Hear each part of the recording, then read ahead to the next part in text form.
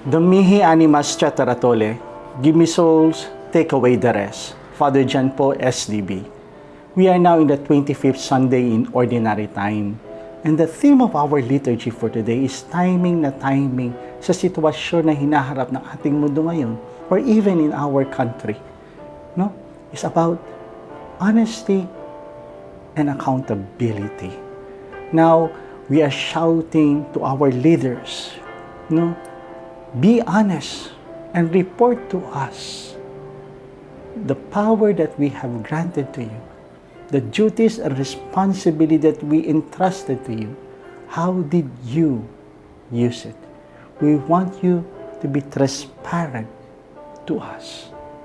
Because our gospel for today is taken from the Gospel of Luke chapter 16 verse 1 to 13.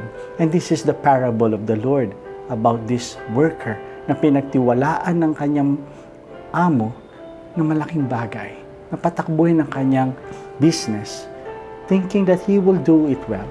But itong manggagawang ito, he abused the power that was given to him.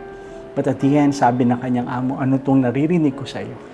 You have to report everything that you have done. Alam niyo po, sa buhay natin, God has blessed us with so many gifts. But at the end, God will ask us, how did we use this life, this gift, these talents that He has granted to us? Are we faithful in serving Him? Are we faithful in sharing our talents, our giftedness?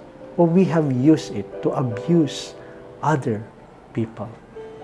Ang ganda po ng pahiwatig sa atin. Sapagkat sa unang pagbasa, ang sinasabi po dito, nakikita ng Diyos ang lahat ng nangyayari. Walang nakakaligtas sa mata ng Diyos. Because in our gospel, no, itong manggagawang ito, akala niya nakaligtas na siya. Sinuhulan niya ang mga tao sa paligid niya, thinking that they will save him.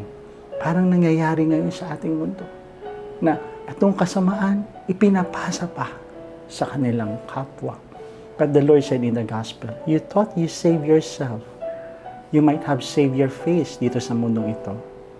Ngunit hindi mo naligtas ang iyong kaluluwa sa kaligtasan para sa kalangitan. Because I can see everything that you are doing. Wala kang maitatago sa Panginoon. At the end, truth will prevail. Wala kang maitatanggi sapagkat nakikita tayo ng Diyos. At ito yung sinasabi din naman sa ng ating pangalawang pagbasa, na meron tayong responsibilidad sa bawat isa, that we have to speak, that we share in the mission of the prophets, that we have to guard each other, that we have to speak if we see things that is nangyayaring hindi tama. We have to correct. We have to speak the truth to our brothers and sisters. Kasi, di ba, nakita po dito sa ating ebanghelyo, ano itong naririnig ko tungkol sa iyo? Sabi nga ng simbahan ng mga ating Santong Papa, it will take only one good person to be silent for evil to prevail. So my dear brothers and sisters, justice, truth, will always prevail if we do our duties and responsibility. First, by using well the gifts that God has granted to us. Use it to grow as a person and to serve your brothers and sisters, because this is the purpose of the gifts. And in the first reading, the Lord is saying, I can see everything that you are doing, and you will be blessed and punished according to your act. And in the second reading, we are being reminded that we have responsibility to each other, to protect, to guide, to remind us of our duties and responsibilities.